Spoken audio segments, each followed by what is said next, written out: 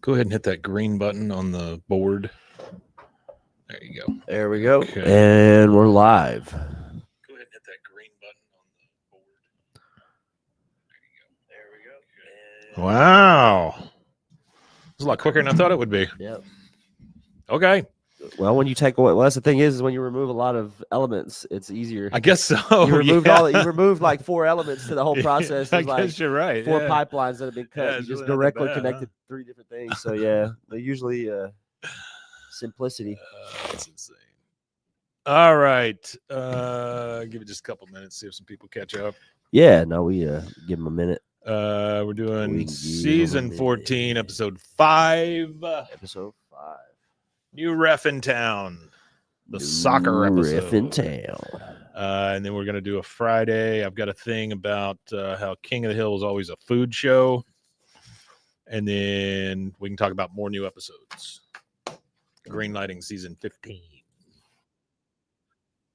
Season 15. We're waiting for you. All the kisses are hers and hers and his. Whenever that comes out, it's going to stop us again. What, Three's Company? No, 15. Oh. Because we're going to run through. You got to think. We might not get through a full season before that season starts. They said 2026, so that gives us probably the same time, probably August. Yeah, I would think you're probably looking at pretty deep into the year. Yeah, I would say probably about August. So how soon did they release the? We need to save this for this. Hang on, let's do this here real quick. All right, here we go, guys.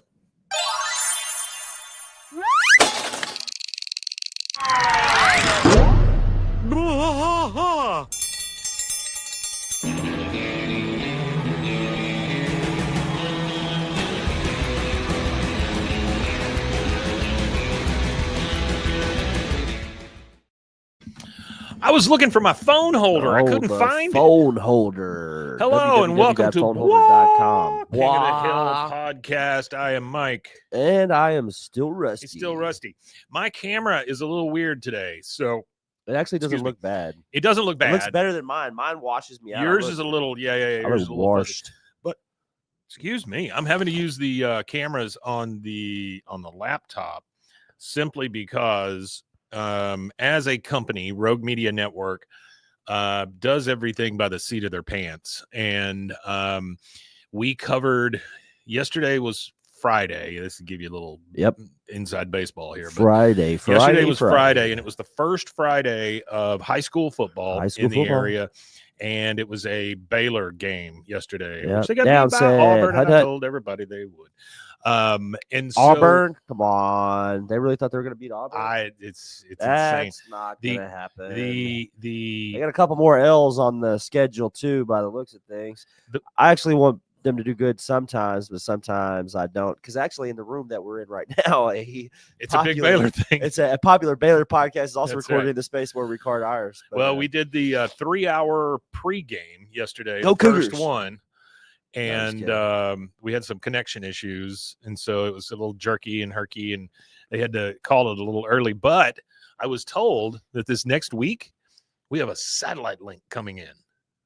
They bought a satellite. They bought a satellite link. Yes. Where they meet?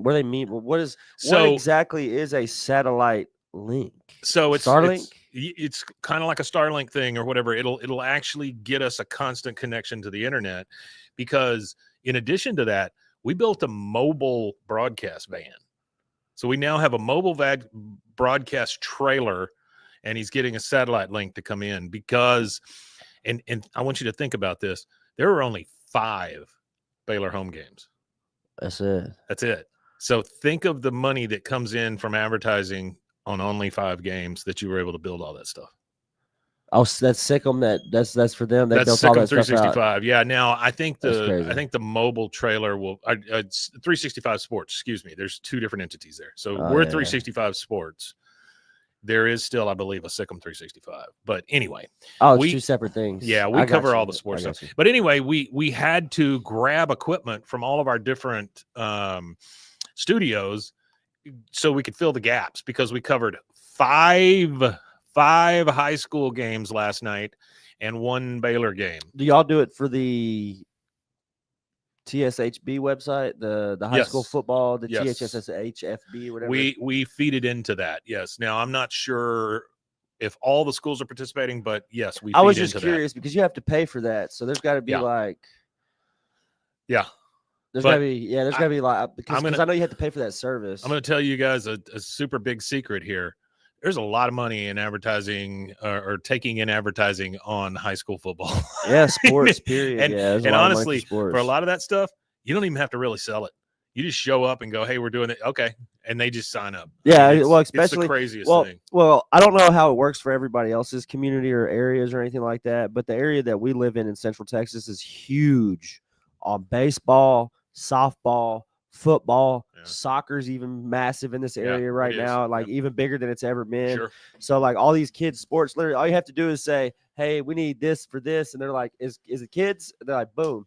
Yeah. Yeah. Kids sports. Yeah, there's a lot of money going around in kids sports out here. Look at this thing, huh? Look at this shirt.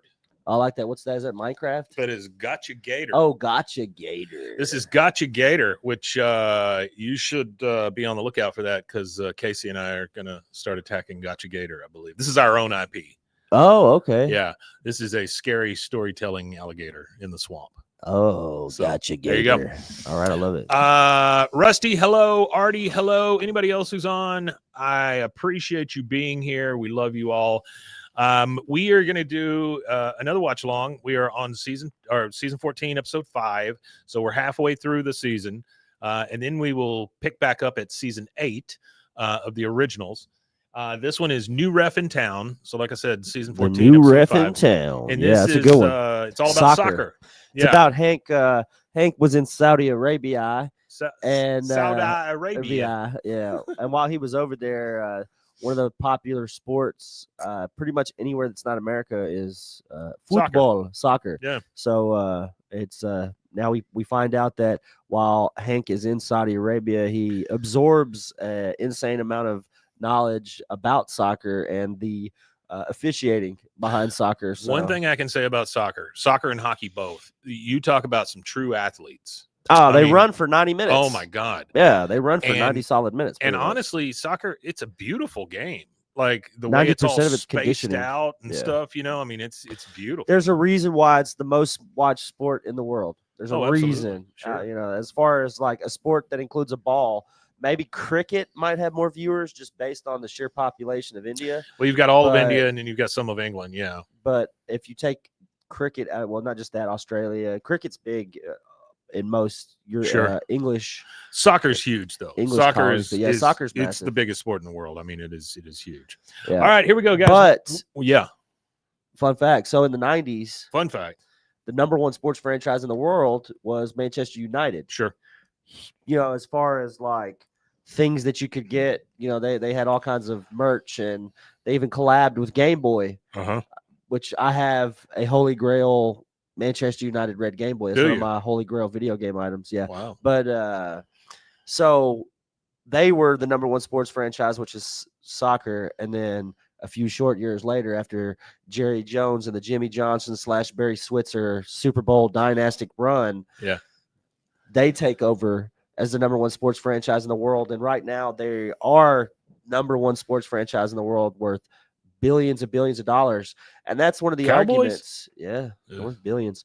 Well, that's the thing is, and that's one of the arguments. I listened to that. I watched the most of the Cowboys documentary on Netflix the other day, and that was one of the things that they were talking about is like Jerry Jones is he's not really good at football, but he's an amazing businessman, and he knows how to market. And that's what he was saying in there in the documentary, is that just he started like our president. out. Yeah. Well, he was a little kid, and his dad hucksters. owned a grocery store when Jerry Jones was a little kid. Yeah. And it was a family-owned business, so he was a greeter at the door as little as he can remember, greeting people as they're coming in. And that's where he said he kind of got like the brain for marketing. He was just around. It's always half off this and sale this and marketing and selling this. It's like his Toastmasters class, you know? I mean, basically. Yeah. I'm not a Cowboys music fan. Win. Hello. I'm not a Cowboys fan, Dallas but I Cowboys, think you have to appreciate the lore of your state. You know what I mean? You got, yeah. Especially in the vein of King of the Hill, you got to appreciate the lore of Hank Hill's favorite team. My wife is a big Cowboys fan, and so a lot of Texans are. Yeah, my parents were. Team. I never was. Jerry Jones meme. Yeah, that's true. I'm surprised Jerry Jones. Jones I'm meme surprised he Cody. doesn't have one. Yeah, he could call it the Frisco. yeah. Ooh, or the Star. Or the Star. Yeah. Yeah. So anyway, I grew up an Oilers fan. Then they moved to Tennessee. I became a Titans fan because I hate myself, and we've never won anything. Yay! Were you us. watching? Well, my I've watched football since the Broncos Super Bowls. Like that's actually my first memory of football is in England when the Cowboys went to the Super Bowl and Michael Jackson launched up out of the deal. Yeah. And he stood there for that insanely long pause. Yeah. And then he took his glasses off and the whole place just erupted. That was the Pepsi one, right? Yeah. The one where he burned his head? No. That was a commercial. Oh. He burnt his head in a commercial. I thought he burned his head first and then did the halftime show. I think that's what I think it might have been halftime show, then head. Yeah, I don't know. Either way it goes. But that's like my first recollection of football was that. But I didn't pick a team until like once I got to a certain age, I was like, well, everybody's got a favorite team. And I'm starting to get into it now a little bit more. So who am I going to pick? Yeah. And then I watched the draft that year, and they're like Houston Texans, first draft ever for the Houston Texans. Yeah. And they pulled David Carr. Yeah. David Carr first pick of the Houston Texans. And then I was like, I like their logo. I'm gonna be a Houston Texans fan. So it's a good franchise. Don't get me wrong. It's ingrained in me to not like them. Not a fan of the ownership. Yeah, it's ingrained in me to not like them because I was. Rest in peace. Don't want to speak ill of the man, but there was some sketchy stuff said. There's definitely some sketchy conversations between some of the ownership and some of the. The Adams family that owns the Titans are terrible owners. I think they care more about vengeance than they care about actually winning. So well, they got a promising little. But they're getting $1 billion stadium, so yay! Well, that's capitalism. The thing is, and it's the same thing with the Cowboys too, because that's what in that documentary they were talking about the Texas Stadium, and they were talking about how the Cowboys at the time that they built the Jerry's World, the Cowboys sucked at that time. They still suck, but they were at a all-time low as far as sucking. And then I am afraid it's going to be rough. It was during the recession too. Roof. It was during a recession too that they were building it, so it didn't make any sense for him to really had to build go up it. on hotel and visitor tax. But he had no choice because there were so many tickets being sold. Texas Stadium was beyond. They had to tear. They had to rebuild it, which is still crazy to think that during all the problems they had, even though their dynasty was dead, even though they were in a recession, that he was still making enough money that he had to build a new stadium. Yeah. That just shows you the power of the Dallas Cowboys. Artie says, if the Texans were good enough for Boomhauer, they're good enough for me. I like that. Yeah, and Cody says Nashville taxpayers are footing the bill for the stadium. Absolutely. Yes, I get it. We always do. And yet we keep coming back. Dallas Cowboy fans, you want to fix your team? Stop going. Stop going to the games. They will fix it. I promise you. Well, speaking of stadiums and taxes and people that's how capitalism works. The stadium here finally had a really good music show. They allowed alcohol for the first time as well. And they allowed actual music and not, we had open the eyes of my heart, Lord. I'm not against that. Don't get me wrong, but that's all Baylor. I love the fact that you know that song. I know a lot of that stuff. That's a jam. That's actually a pretty good song. But open the eyes of my heart, Lord. I'm not, religious or anything, but some of those songs are really, really catchy, and there's a reason. There's a reason. Oh yeah. There's a formula. There's a reason why they made a lot of money. Some of those musicians.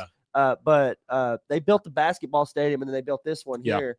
And I was always afraid that like they build these new big huge venues, and they'll never bring anything worth going and listening. And they bring CCR.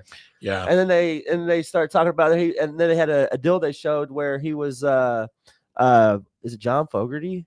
No, that's it's you're talking Creedence Clearwater Revival now. That's who that was. No, CCR? it was Cross Canadian Ragweed. Oh, yeah, you're right. But yeah. Either way, they sang that song. Oklahomans roll their weed all wrong or whatever. And that's what he said. He's like, Texans need to legalize weed, and they had like a big weed thing on the deal. And I was like, this is Baylor. Yeah. So I like that they're Baylor is all in at this point. I'm hoping they get a little. Goes. I'm hoping they go a little bit more all in, and we start getting some like deep, because that's a stadium. You could have. Oh yeah, it's a great stadium. Badass. It's a great stadium. It really is. You could have national acts. Of course, the only place I've ever seen a game from It's better than Moody. is in the Austin. boxes upstairs. I mean, it's better than Moody in Austin, though. No, it's a great stadium, especially for this area. It's a really good stadium, and it could be used for really cool stuff. Now, I don't truck rallies. Well, that's exactly what I was going to say. They've had one there. Oh, they did. They had a monster truck rally there. Yeah, they need to bring Monster Jam. Though. That's how you break the hymen of any new stadium. You have a monster truck rally. You got to, yeah, you got to. All right, here we go, guys. Sorry it's so early. Yeah, I said hymen, but you get what you get. All right, so we are at. I think my TV turned off. Bitch. Oh, sorry. Well, we talked so long it shut off. Yeah. All right, so we're gonna go down here, and where the hell did it go?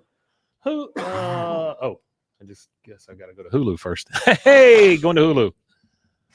All right. And we're going to Hulu. So we are on season 14, episode 5. I know I said that several times, but here we go. The Hulu Presents screen. Follow along. Bang. Yeah, so this episode is called Chore Money. No, New Ref in Town. New Ref in Town, yeah. Hank secretly becomes a soccer referee.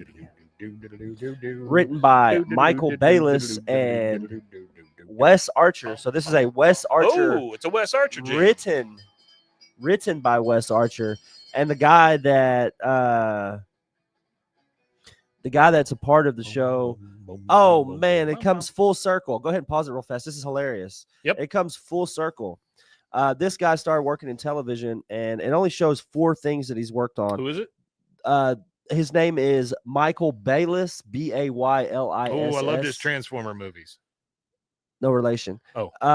So it comes full circle. Sometimes you have that thing in life where something kills something, and then when they revive something, they're part of a revival of it. Well, he was a part of the art department for 7 episodes for the Cleveland show. Oh. So he's a part of 7 episodes, but he came home. He's with King of the Hill. Returned.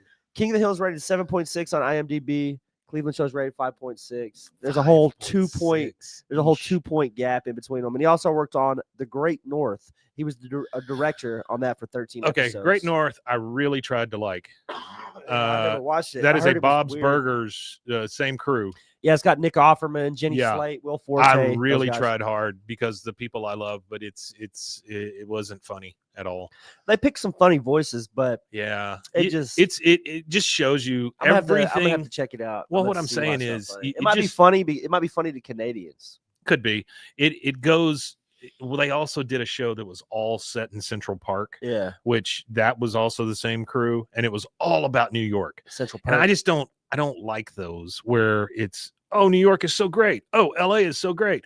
There's the rest of the country, Oh, you're talking about the bi-coastal elitism of television. Like I'm not a big fan of that either. Like, let's go to the Midwest. Let's go to Pawnee, Indiana. Exactly. And that's the reason why they're so successful. Where that's they exactly go? Right. They go to Scranton. They go PA, to Arlen, Pawnee, Texas. Arlen, they go to well, the good places in Florida. I mean, it's there's all kinds of things. I mean, there's so much that's not being touched. World. I'm ready for somebody to come out with a deep South, Louisiana, Mississippi, Alabama cartoon. Hell yeah! Well, Landman. Well, Landman's close. Well, I mean cartoon. You're talking about cartoon. Or well, they say Squidbillies. But Squidbillies is it's not really. Squidbillies is not really a place. They don't really tell you where it's at. And anything, if I were to place Squidbillies somewhere, I would probably say it's probably in Appalachia more than it is. Yeah, I would think that's so. Where I would. That's what I've I'm always sorry to anybody from the Appalachia. Yeah. I don't think you're dumb, ignorant, or squids that are rednecks, but I feel like that's where he would come from. I don't think they have TVs there. Oh, okay. So it's okay. They're down in the holler. They're down in the holler. All right, so all 4 guys out in the alley. Here we go. Alley shot. Nope. Nope. The new style Alamo can is at that too.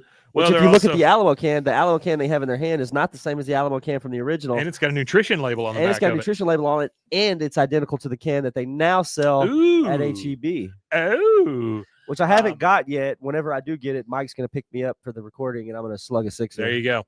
So they're over here saying, nope, can't do it. I can't believe they allow this in the street. And then they pan over, and it's just a kid knocking a soccer ball around. That's it. Fake sport, man. Losing some of our best The sports kids to soccer. What's next? Teach them milk and liters? That's funny because that's Donuts exactly with what we do milk in. scones. I still. There you go. Oh, they gave him the deadpan stare. Because he knew a name. He knew Lionel and Messi. Says, and what does he say? Or whoever. Or whoever. I was just making up a name. He named that one of the best of all time. Yeah. Well, shit. I had a thought. I don't know where it's at. It'll come back. All right. So he's just making up a name.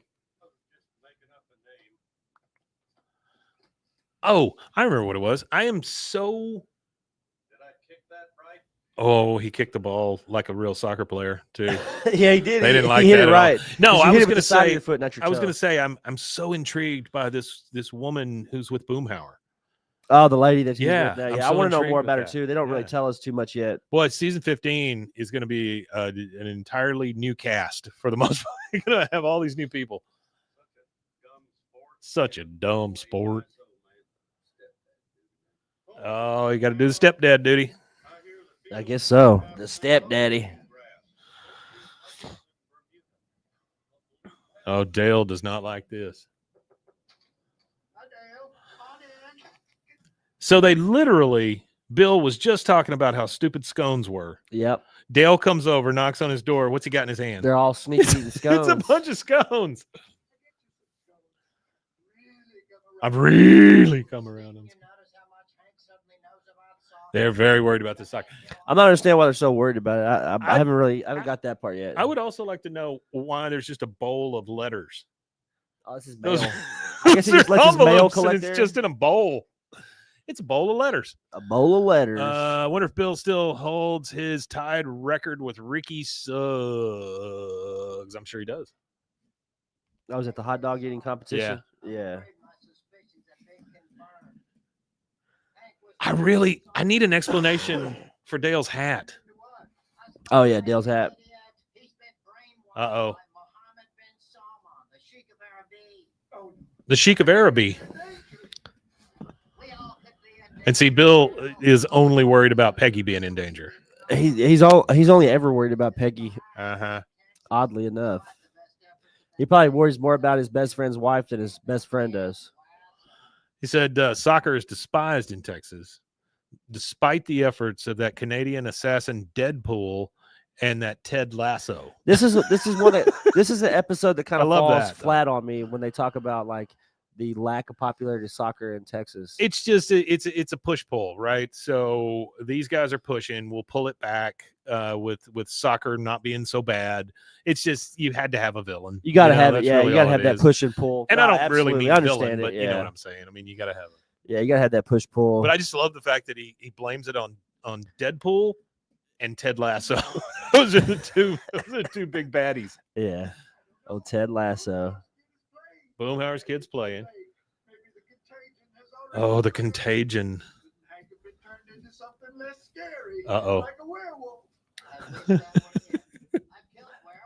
I love his obsession with werewolves just because he mentions it now. Well, I like what he says there too. He said I killed a werewolf for at least a really big dog.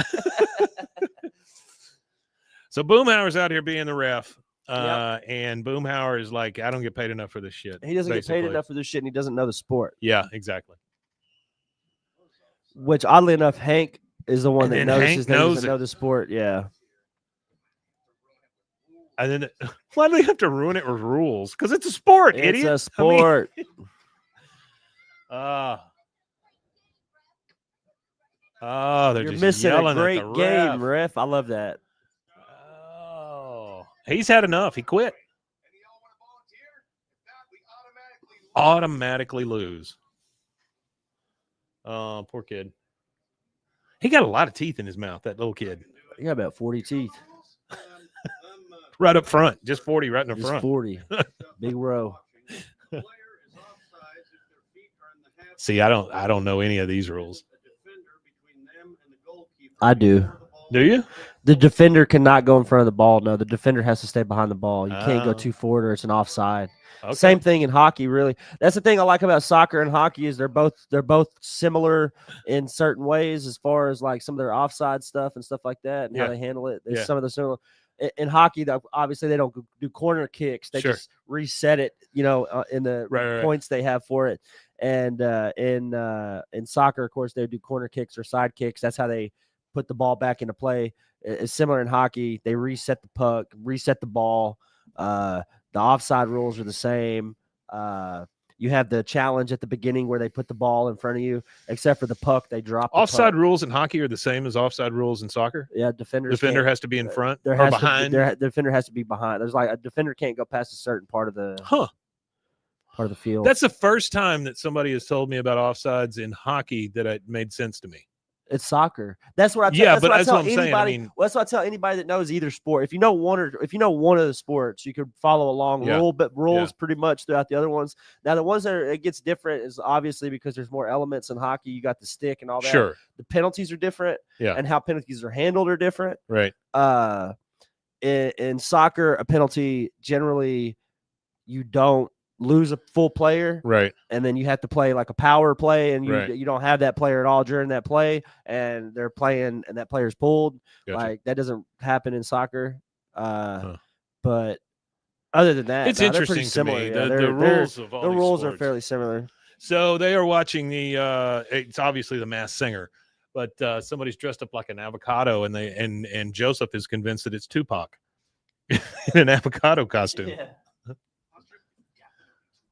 So we got Bobby and we got Joseph and we got Connie all sitting in their apartment watching the Masked Singer, basically. All right. Here's what I want to do real quick. If y'all Lane can Pratley. hold with me. Is that Lane Pratley? No, that's not Lane Pratley. That's it the almost looks guy like with- Lane Pratley. Uh-oh. I don't want that. I'm going to call this number and see what we get. Because I think it's only right. So this is the number at the car lot. So 214-555-0165. So let's see what we get here. Oh, dialing a phone number. Your call cannot be completed as dialed. Well, you know what I didn't do? I didn't put a 1 in front of it. So let's try that. 1-214-555-0165. Oh. Well, none of you can say I Nope. didn't try. We tried. I mean, I tried. Your I did call try. cannot be completed as dialed. I think right. it's very sexist. So this is Bronco. Automated phone technology is very sexist It is, certainly, because we would rather hear a female voice. than a man's voice. Yeah, I don't know. it's- I would think I would like variety. What if I call and I want to hear a Rasta voice? Hello, welcome. You cannot make the call. I don't understand why we're not at the point where Right. I can put an Yeah. app on my phone that will change everyone's voice whenever they call into me. Yeah, I know the 555. I just figured I'd try. All right, so this is Bronco Berries, and that is Bronco Berry, but he is from a many moons ago. He has been on TV apparently in their area for a very long time, and so they're watching one of the old commercials. Come on down to Bronco Bears used cars. He did give a 214 though. Mosey on in today. Bronco Berry is still doing The 214 area code is Texas. Yeah, it's Dallas. It is. Yeah, it serves a Dallas, certain Fort Worth. region of Dallas, though. Fort Worth is like 512. Yeah, parts of Dallas are 512. So Bobby's This finally going to buy a car. is He's got enough for the down payment. areas within Dallas County and portions of Collin, Denton, and Rockwall counties. Connie is very worried about Yeah. Bobby going by himself. This So would put you she's- in the Irving, Garland, Richardson area, which Richardson would be where he Yeah. grew up and got a lot of influence for King of the Hill. So she is saying that Bobby is just too nice, that he needs to take Peggy with him if he's going to buy a car. And Bobby's like, Yeah. screw you, I can do it myself. 817 512 is Austin. 817 is. Oh yeah, Fort you're Worth. right. You're right. Yeah. 817. 817 used to be 817 Waco. used to be here. Yeah. And then they split it up. And they split it up, and 254 is like Central Texas. For I a think little it goes from like for a little while, it cost me long distance to call Temple. What? All right. So Are you serious? yes. Long distance because it was 254. You would call So it was 254 that you would call. Yeah. And we were 817. 817. Yeah. So it'd be long distance to call. It was long 20 distance to minutes call down the road, freaking 30 minutes. Temple. Yeah. That's crazy. Yeah. But that's when they nickeled and dimed you for every phone call. I know you know, Mike, he says. Yeah, well, I'm old, so I know. All right, so Hank comes in. Peggy's watching some crap on TV. Hank has he's got a ref costume. He's got one on. Sorry, uniform. Costume is different, but uniform. Sorry. Yeah, he's got the uniform, and he's saying he's. It's almost like he's confessing to Peggy that he likes soccer. That is not a bad thing. I, for one, am glad to see that Boomhauer is taking his role Yeah. as Luke's father adjacent figure. I mean, she's right about that. She is. Boomhauer does seem to be a good stepdad. He is a good stepdad. Bad soccer coach. They kicked balls at his head, Peggy. Our country has changed. Cashier at Frumpy's asks for tips now. Cashiers at Frumpy's. Here for some sensible shorts, not to get fleeced. I'm here for some sensible shorts. You know, pause real Get fast. fleeced. That's another T-shirt right there. That is a phenomenon that has pissed me off more than anything. The tipping? And well, it's not and that's what a lot of people think. They think it's the establishment that does that, and it has nothing to do with the establishment. It's the credit card company. It's not the credit card company. Sorry, it's the whoever creates the front end. What are they called? The guys, the Stripe, and the people that got all the equipment and stuff. Yeah. They sell you. Yeah. They rent you The payment. the POS people. Yeah. Pieces of shit payment service people, but they'll rent you all the equipment out or whatever. I think it's built into the equipment, so it's not like they have the option on there, and you can turn it on and off. You can, but I think a lot of people that start these small businesses or have these, or not even small business, any business that has it, some of them are technologically dumb, so they don't turn it off. But the one that irks me is I've seen it only online. I've never ran into it. And if I ran into it, I would probably immediately tell those people how fucked they are, and I'll never eat there again. And I'll leave them about 20 bad reviews underneath 20 different pseudonyms. But it's the one where they cover up the no tip with a sticker, so you can't see where it says. You can't hit the no tip button. Yeah, that sucks. Which is tax fraud. Yeah, that sucks. If you look at if the IRS, if you report them to IRS, that's actually a fraud because you can't force somebody to tip. No, that blows. You can't force a tip. Ooh. Somebody posted on Where the did you internet. see that? It was something on Facebook or somewhere. It wasn't anywhere around here. It was. Oh yeah. It If was I ran somebody. into that, I'd just. It was back somebody out. talking about it on Facebook, and they had posted a picture of it because they took a picture of it, and they were like, "Yeah, this is such and such business," and Yeah.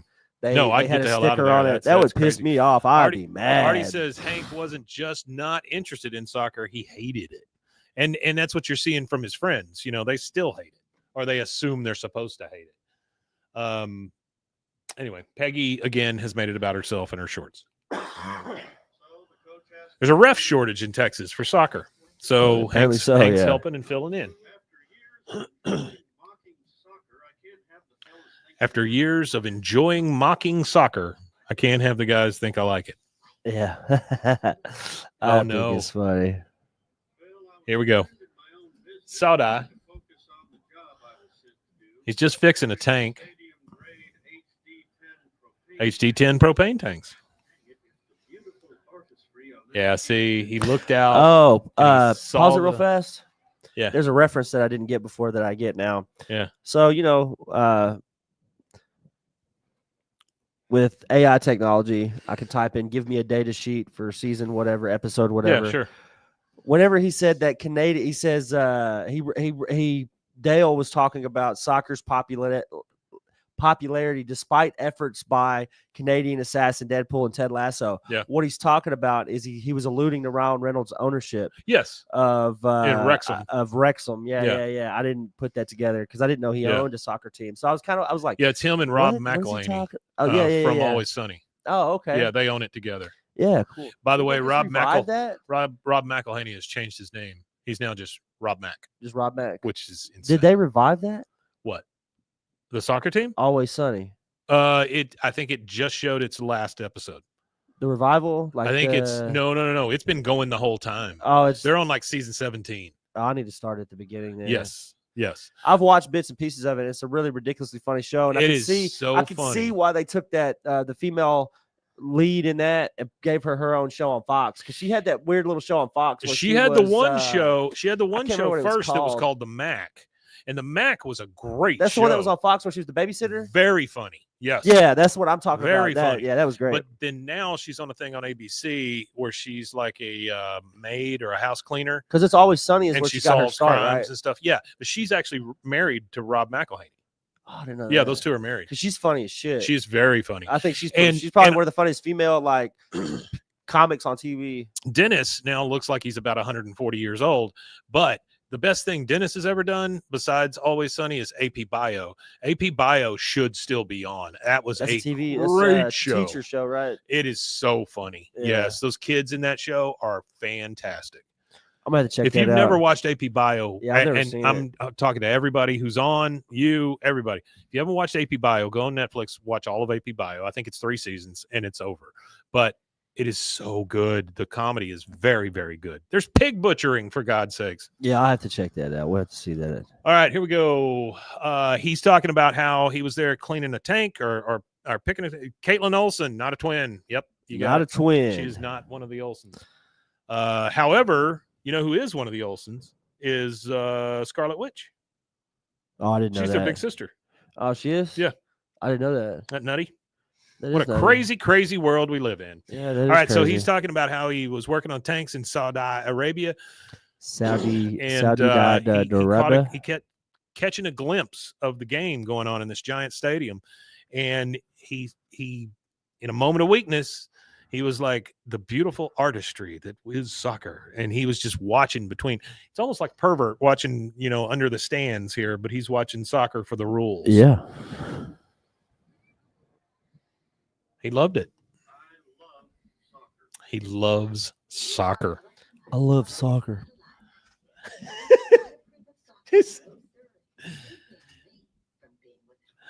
She said, you better be, you're lucky my father's not still alive. He hated soccer, and he'd ban me from seeing a bad boy like you, Hank Hill.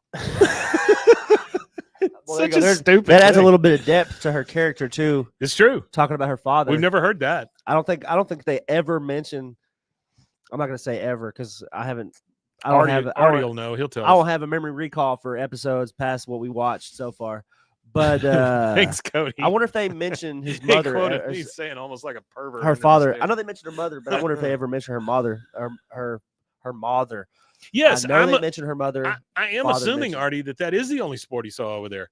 Now, you know what's happening right They now. have Jai Alai.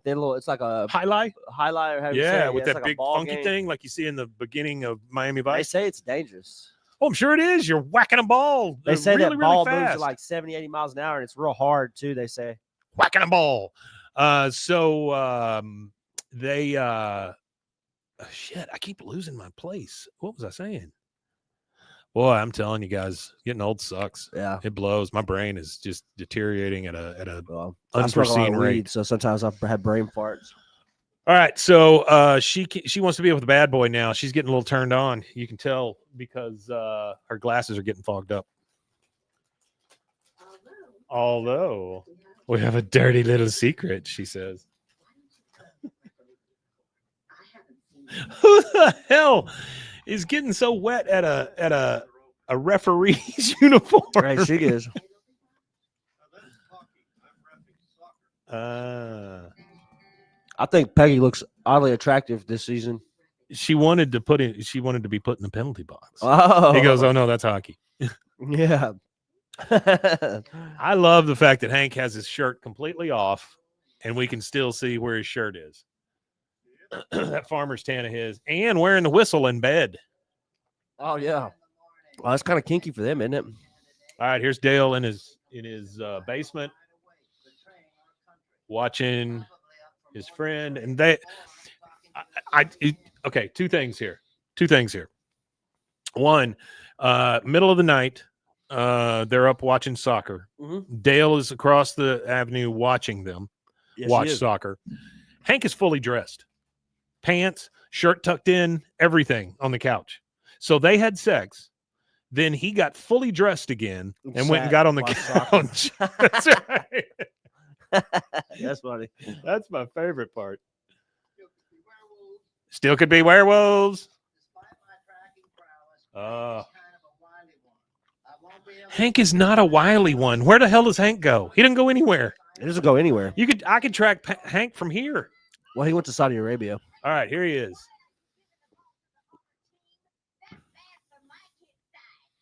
That's bad for my kids. You know, that's the girl who plays Connie doing that voice. That's what it sounded like, yeah. Yeah, it definitely is. See, he's got the soccer rule book, and if anybody's gonna follow the rules, it's gonna be Hank. Oh, yeah, that's all there is to it.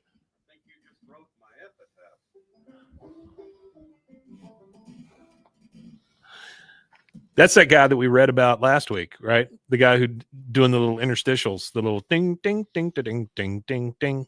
That thing. Yeah. That guy. Yeah. Yeah. That's what we talked See, about last week. All right, he's coming home. Peggy's washing. All right, let's see what Cody says. They are much more horny in the revival. Yes, you're true. It's a long way from Buck told Hank that he knows he doesn't have sex. Well, not that I know from experience or anything, but they say that postmenopausal women are really horny. I don't know. Sure. You have more experience with postmenopausal women than I do. I don't have any experience with postmenopausal women, but I will tell you that once the kids are out of the house, that's much better. Oh yeah, I can imagine. Helps a lot. I can imagine that changes the dynamic. Artie says Peggy's father was an old, foggy-brained farmer in Montana. Probably, yeah. But he hated soccer. So he comes home in his referee outfit, and Peggy is right there, ready to give it up. She got dish hands, though. She got some big old dish hands. Oh. You are my Gary Cooper. What a current reference. There they are again. 2 days in a row. Yep. Do you think? Well, never mind. I think what? Well, no, I'm not. Yeah. All right. You think there is a line? You think she sucks on Hank's nipples? That's not what I'm. That's what you're saying? Nope. I think she might. I think Hank might like a little bit of that. Little nipple play. She does not want Bobby to think she just had sex. Not at all. See, that seems like okay. So I'm gonna give you a little insight to my life. Okay. Peggy reminds me of my mother so much. Oh, Peggy does. Especially now with that hairdo and those glasses. That's the way my mother looked my entire life growing up. And my mother was the same kind of mother where she would like laminate things, keep everything I did. I mean, we had just storehouses full of shit that I did when I was a kid. All the greeting cards were saved, all the everything. That's wild. Yes. And she would keep all of the documents in one place. She'd keep all the art in another place. She'd keep this all over here. I'm not gonna lie, my mom She was very organized. I'm not gonna lie, my mom kept some stuff, but your mom seems like she archived your life. She did for the most part. Yeah, that and which isn't a bad thing. Their life also, because we've got so many photos. Well, not only like that, for somebody who does media and stuff like you, it's good to have all those old things. It's to great, look back at, to see your development. You know, like where you came from. Well, I was born in Taiwan, and one of the best things. One of the best. I lost Big Doodle guy. Lost Big my Doodle accent. guy. Yeah. They one of the best things they did, and I got to get these and do something with them before they're all completely gone. Is they took tons of pictures when they were in Taiwan, and so I have like I don't know about 5 of those reels full of slides. Oh, like actual and I have a slide projector and the whole thing. It still works. Yeah, because I need to get those stuck into. Okay, so Artie, you mentioned elementary school report cards, boxes and boxes of them. Yes. How long were you in elementary school for? I was in it for a while. If you got that many report cards, boxes of how long? I did find one the other day. 5th grade 8 times. It was, I think it was 4th grade. It was either 4th or 5th grade, and I had some ends for needs improvement in areas where I wouldn't shut up in class or I was causing trouble. Other than that, I was a good student. So, yeah. I also found my Mickey Mouse Clubhouse membership card. Yeah. Oh, you were part of the Mickey Mouse Clubhouse, huh? Uh, You and Ryan Gosling? on paper only. Yeah. Okay. Not a practicing member. Not a practicing member.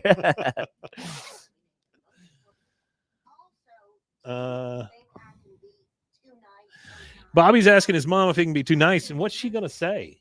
There's no such thing as being No too such nice, Bobby thing. Hill. You are just the right amount of being nice. Hank's like, no, No. because it could be that Bobby's gonna figure out that they are in bed together, and dear God, that can't happen. 3 kids, 6 years each, kindergarten with perfect attendance stuff too. Yep. Oh, Yep, 3 yep, kids. yep. I got you. I bet you do have boxes and boxes of them, Marty.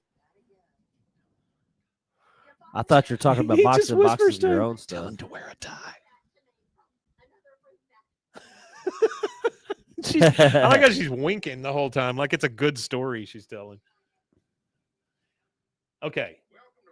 So you guys that aren't in Texas, car dealerships here, I don't know how they are in your area. Car dealerships here are gigantic. They are so Massive. friggin' big. And I do not know. They Okay. are. And maybe some of you guys have insight into this. Car lots, RV dealers, mobile home dealers. I don't know how they keep that much friggin' inventory all the time. Yeah, I don't either. There's no way it's all paid for, None. right? So what happens if one gets stolen? What Nothing. happens when a hailstorm comes through? I guess that's all insurance. Loss right off. But I'm just saying, like, how do you keep all that inventory? That is insane to me. Well, you know how they keep all that inventory? They keep it because the price for cars is astronomical compared to the cost of manufacturing. Sure. So they manufacture cars for cheap and sell to us for double. And it's the reason why Toyota and all these other companies have all these cheap cars they sell in other countries for 10, 5, anywhere from $15,000 to $20,000. Like Toyota's got this one truck they sell all over the world for like $15,000, $10,000. But the United States refuses to let them to sell it here. Sure. They can sell every Toyota they want, but they can't sell that specific one. Because even Ford, Chevy, all those companies all make cars in other countries that are $10,000 or $15,000 cars that are reliable, good vehicles, but they don't sell them in America. Already gave me an answer. It's not the detailed answer I was expecting, It's but a it says it's a racket. Yeah, it's a cartel. Which I agree with you. It's funny. That reminds me of that Cowboys documentary where Jerry Jones rebelled against the NFL and did a deal with Pepsi for the stadium. Yeah, and at that time there was a NFL wide deal with Coke. Yeah. But he said, well, NFL don't own my stadium. He said, I sell what I sell in my stadium and you sell what you want to sell anywhere else. He said, if you want to put Coke on an NFL jersey, he said, I can't stop you. He said, but what I sell inside of my business is my business kind of thing. So he had that antitrust lawsuit because they sued him and then he sued them back for $750 million. And he told them in the hearing, it was he pretty much got him on a monopoly thing to where they were, trying to tell him what he couldn't do with his own business kind of thing. And that's what that a racket kind of reminded me of. But speaking of a racket again, Jerry Jones almost bought the San Diego Chargers with Jimmy Hoffa's money. So he was Jerry Jones is prolific. He says in the documentary, he said, I might have not known how to do many things in the world, but he said my mouth could borrow money like no other. He said I could borrow money with the best of them, but then I got to figure out how I got to pay it back. And he said I was really good about figuring it out and paying it back. He said, but borrowing money from Jimmy Hoffa to buy the San Diego Chargers, he said, I talked to my dad about it. My dad said, well, what if you can't recoup the money? That's right. He said, what if you borrow this money to start buy the San Diego Chargers from Jimmy Hoffa and the Teamsters, and you can't pay him back? And that's when he said, I probably won't buy it. But he was 28 then. So he could have ended up being an NFL owner for longer than he was because he was 28 when he had the opportunity Teamsters to buy that. that's a tough group to borrow money from. And he was already borrowing money from them anyway. Talking about all the inventory, though, like up by my house, there's 2 big RV lots right around the corner from us. Yeah. And I was talking to those guys one time, and they said that they designate like a couple of the RVs, and they just leave them open. And the reason for that is because homeless people will come and break into them. So they basically have 2 of them that they're just a loss. They say, here, just go. And then the rest of them stay locked because homeless people keep the first few unlocked. So when they go to jiggle the in there handles and just destroy the place. That's crazy. Yeah, and isn't that nuts? I think you have to have you basically just throw 2 of them away. So here you go. Well, they could give away cars to everybody that's licensed, and they wouldn't take any losses, I'm sure. Yeah. Well, Yeah, I wonder what they do with the cars that never get sold. If they just regurgitate them and they just grind them up and remill them, probably, pull parts off them Yeah. to probably. go back to the cycle to create more cars. That would be a very interesting documentary to watch about how the automobile industry in America works. Yeah, I'd like to know that. But I would There's like to probably know- a reason why we don't know though. I'd like to know from that end, right? Come for King of the Hill, but stay for y'all's stories. Okay, I'm glad you like We them. appreciate that. Yeah. All right, here we go. We're almost halfway through this. Welcome, Bronco Berry's Bilford's Car Corral. Did you get a gander that are pre-owned? Oh yeah. Boy, they always want to sell you those pre-owns too, you know? Yep, a nice pre-owned. We have small dealerships where I'm from, but they hire old retired dudes to move them around the Southeast from dealership to dealership as needed to manage inventory. My granddad did that. Wow. Okay. That's cool. Okay, that's cool. That was from Cody, by the way. He's done his due diligence here.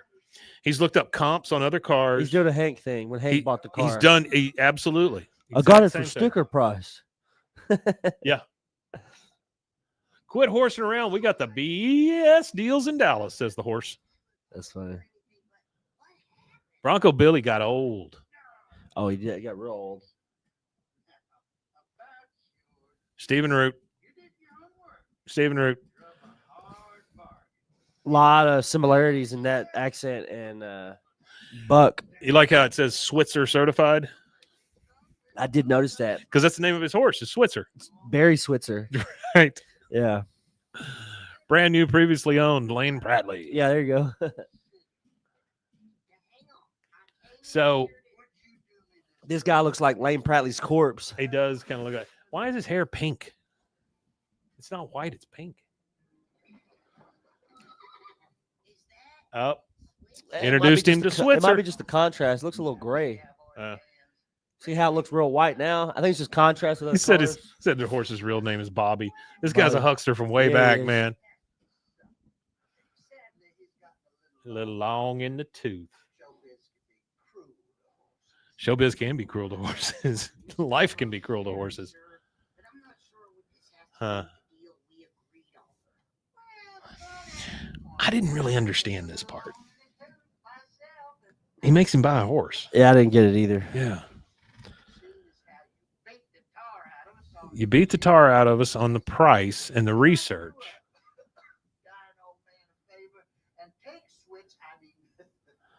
So you did such a good job of researching your car. I want you to take this horse. Yeah, a sick horse. He goes to buy a car and he buys a sick horse instead. That's Such the a most Bobby thing, yeah. insane. I just want to pass him on to someone I trust. And do we find out why he's getting rid of the horse? It's sick. He just didn't want it anymore. It's a sick That's horse. bullshit. He's making all that up. Murder a sweet horse. Yeah, it's a sick horse. Look at him. That horse looks great.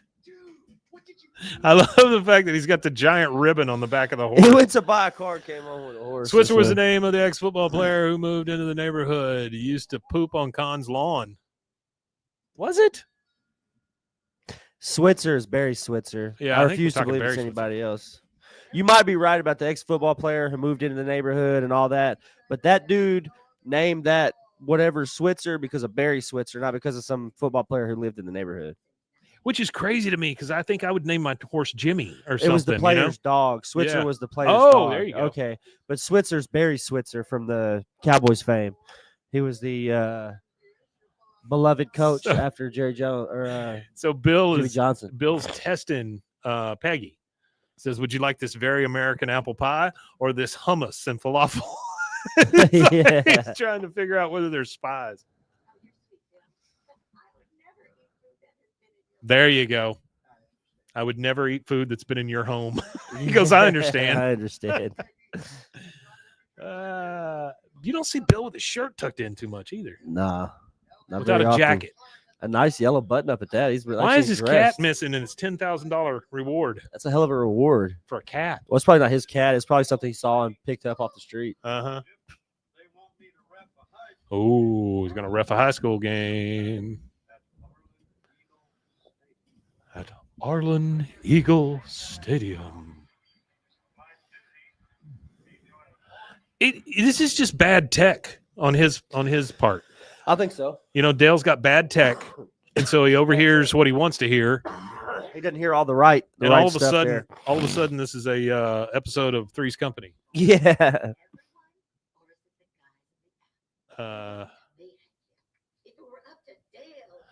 If it were up to Dale, Bill, and Bwaaa, you'd spend your time drinking beer and complaining about. Well, that's what they've done. Hello, Michael. That's kind of true, though. Hey, Michael.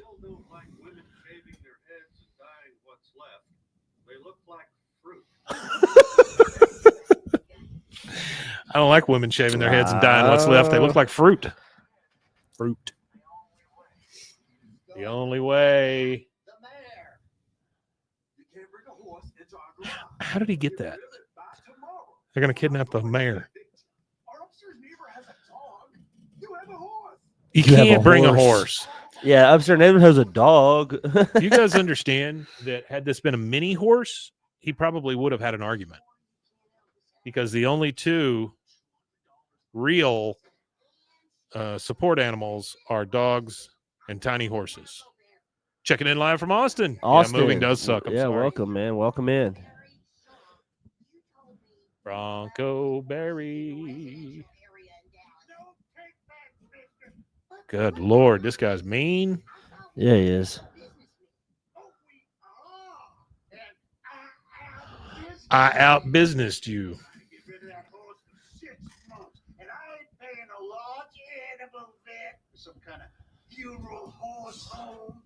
I would like to discuss the concept of a funeral horse home. Oh, pause this real fast.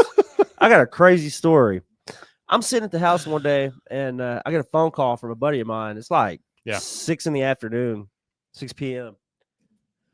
And I'm like, hey, what's up? And he's like, yeah, man, remember that horse I had, growing up? And I was like, yeah, man, how's it doing? He goes, well, it just recently died like a couple days ago. And he goes, do you know how to dispose of a dead horse? And I was like, what? He called me to ask me if I was like, I've never owned a horse. Why would your first instinct be to call me to ask me how to get rid of a horse? I told him, I said, the way they get rid of them, or from what I know they get rid of them, is they dig a small pit and they drag them into the pit and then they light them on fire and they just let them burn out. Yeah. And then they bury what's left of it in that pit. And he was like, I gotta light my horse on fire. And I was like, I don't know what you got to do. I don't know what. I'm like, you got to find somebody with a backhoe to dig a big hole or something. I said, you can't dig a hole with a shovel for a horse. You need some type of equipment or anything. I don't know. I need to ask him. I don't know how they got rid of it. Yeah, you need to. We need a resolution to that story. I'll try to update on how they got rid of it. That's the one candle they don't sell at Bed and Bath. Oh, Works. dead horse candles. Yeah, the burning horse. I just didn't know what the logic was. He might just figure you know how to get rid of a body. So any kind of body, it doesn't matter. Maybe hog pen. There you go. That's what my grandma used to say. Say if you ever want to get rid of a body, you put them in a hog pen. Oh yeah, hogs will eat them. Not yet. He's a stone breed. I read him lined up. A stone breed.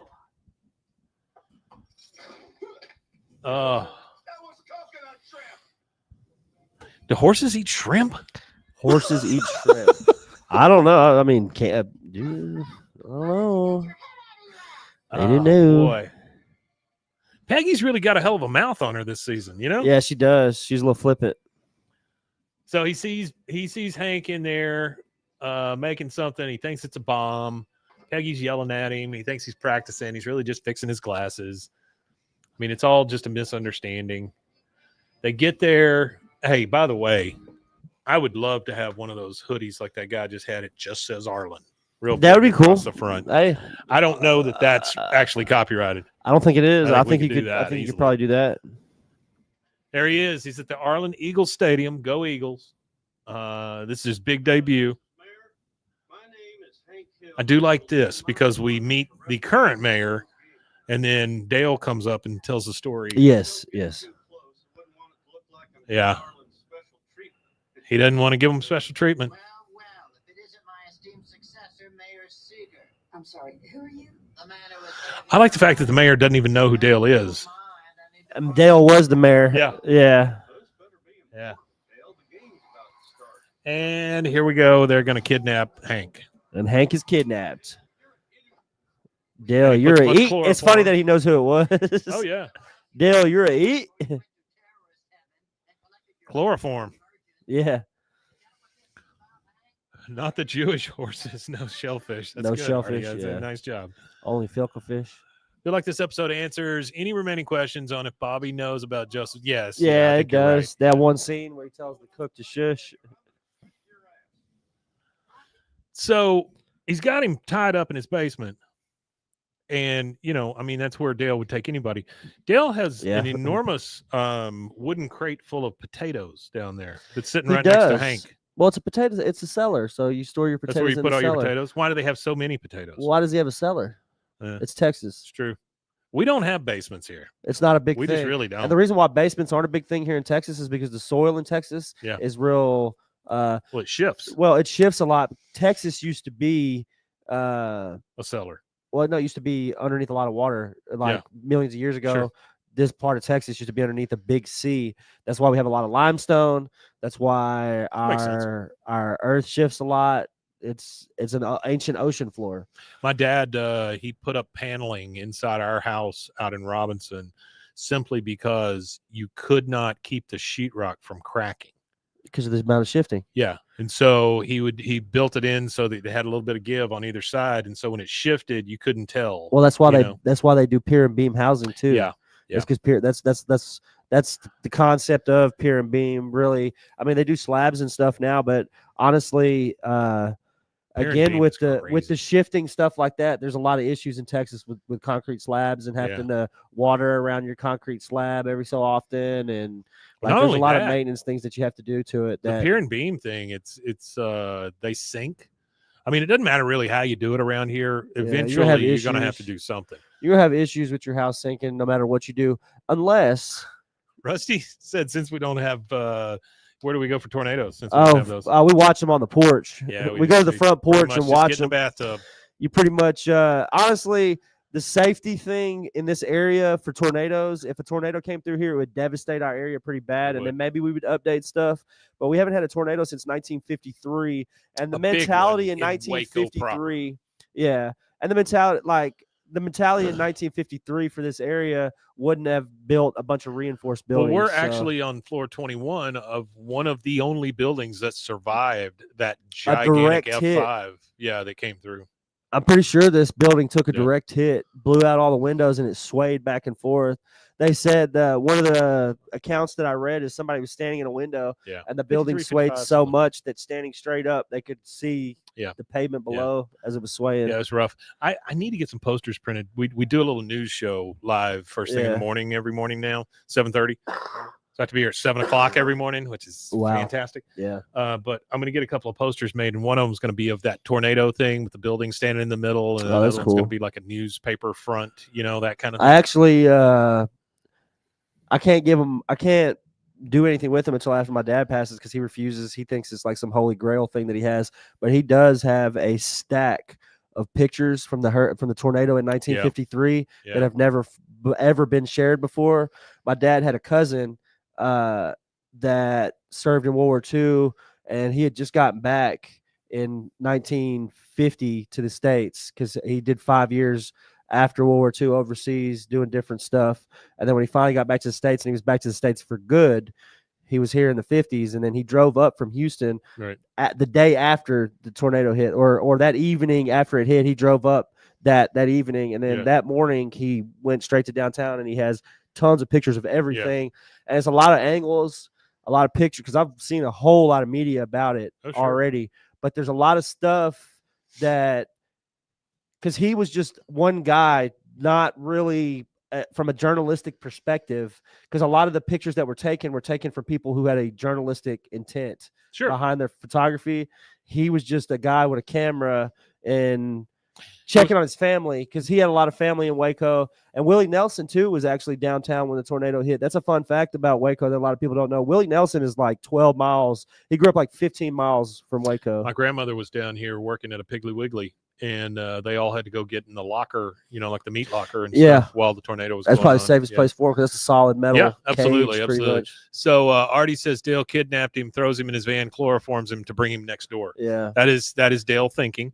Rusty says 53. Yep. I think it was 53, 55, something like that. It was May of 1953. And then he says, heck of a ride riding a building. And at that time, actually, Waco was bigger and its projected growth exceeded that of Austin. Bigger than Austin. Yeah. We should be Austin. Major metropolitan area. Yeah, we should be similar to Austin. In case of tornado, meet at Shiny Pines. And then Rusty said true. All right, here we go. Let's get through this sucker. So he's got him. He's telling him he's been surveilling him. Honey trap.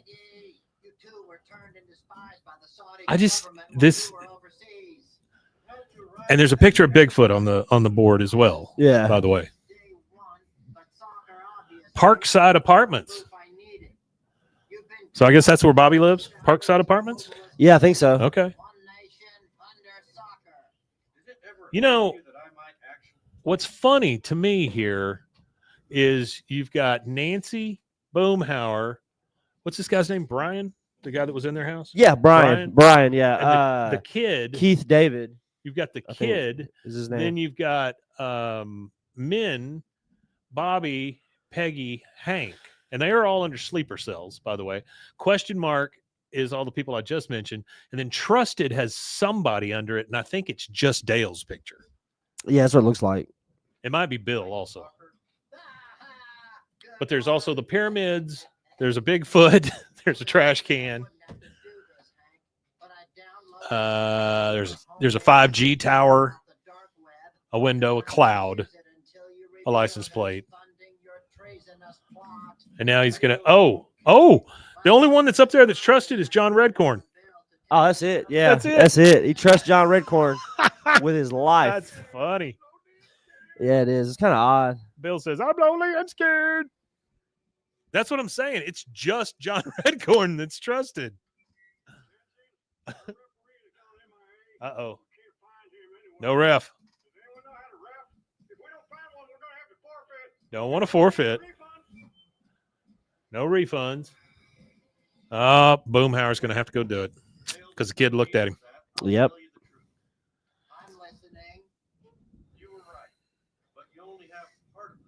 Dale uses knockoff ex-KGB equipment. Yeah. I'm sure he does. I bet Dale is a big fan of Temu. Probably huge so. Temu and AliExpress fan. Well, it probably uses eBay.ru for all his equipment. Yeah, all his ancient KGBG equipment, Elemental PQ. So KGB equipment. Hank is he's gotten into Dale's head and tells him he knows, and it says now he's saying he's a double agent. Yeah. Yeah. And that's all it took. That's all it took for Dale to be convinced. And then, by the way, Hank unwraps himself. He takes the ropes off of himself. And Bill's throwing up. Dale thought you were an international super spy because you started liking soccer, of course. Saudi Arabia. So Peggy's got him. She's going to take him to the game so he can ref. I like how he's holding the old shit handle. My bad boy is back. You can see Hank's muscles. Oh, yeah. Oh, shit handle in it. So he gets there, and the game is going, but it looks more like football or rugby. It does. And so Boomhauer stepped in and just kind of made up the rules. But Hank's so worried about it. But then this very much reminds me of Bobby's episode last time. It does, yeah. Where you get to the end and you're like, well, everybody's enjoying it. And you're like, oh, well, then okay. Dang old wrestle, man. He's got him wrestling over possession. Yeah. Which actually is not a bad sport. Not at all. Okay, I'd be okay with you wrestling over possession. Hank is pissed. Some kind of mixed martial arts. I don't imagine I mean, we'll they're see kicking any each other in the bells and shin and yells. stuff. I wonder if they're going by any bell with a yell. Oh yeah, I don't know, man. We've heard some yells, but no bells. Now they're trying to figure out what to do with Switzer. But that is the dumbest thing I've ever heard. I mean, where are you going to put a horse? Why don't you guys just call John There's a Rowe? great group out there called shit, what's it called? Hang on. Here's John Redcorn.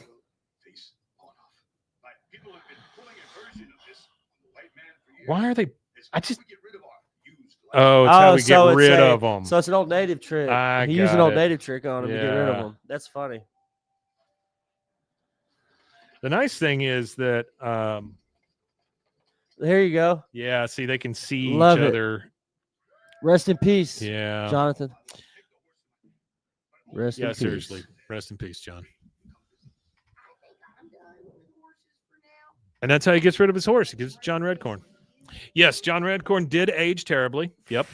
And the more I look at it, like I said last time, Boomhauer is very old.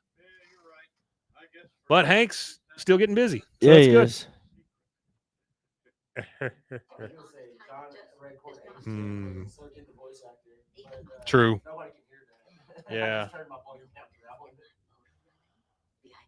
idea of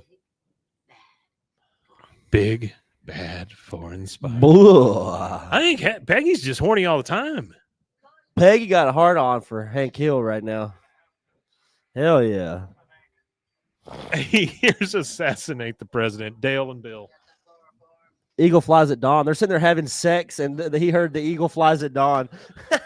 Good Lord. It's That's good. that is a fun episode though. That was a fun one. I like it. We get a lot of horny Peggy. We get very little Bill. Horned up peg. We get Hank with his shirt off too many times. A peg. Anyway, great episode. Yeah. All right. Okay, So thank you guys. Completely for being vulgar here. question. Yep. Do Let's you go. think that Peggy's clitoris is large, or does she have a normal sized clitoris? Well, you know what they say, big feet. All right. That was that line. Sorry, guys. All right. Thank you guys for being here. We really appreciate it. We don't normally get this dirty, but today was just felt warranted for some reason. Well, You wanna Peggy's horny. You want to tell them where they can find us? You can find us at BWAAA. Martin in charge. KOTH. You can send us an email at bwaaakoth@gmail.com. Yeah, and next week we'll be back. We'll do episode 6. So we've got 5 to go. 5 And, to go. I think there's only one thing left to say. If you're watching on the live stream, stand by for the next episode. If you're not watching the live stream, please go to youtube.com/BWAAAKOTH and check us out over there and hit a like, subscribe, and hit the notification bell to get notifications for every time we go live. And until next time, we Matanye. And we Matanya indeed.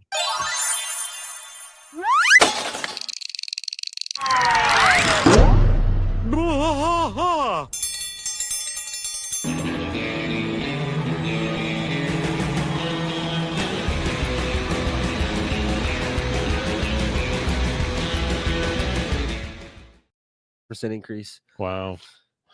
All right, guys. Let's get ready for Friday. Friday. We Matanya. Hey. Friday. All right, here we go.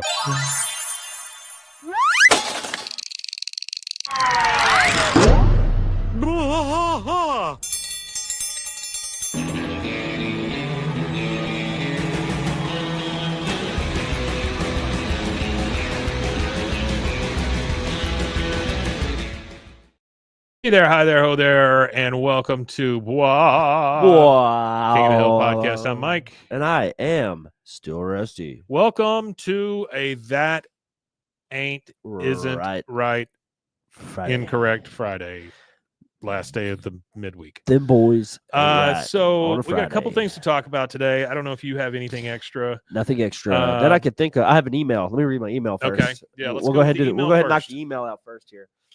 All right.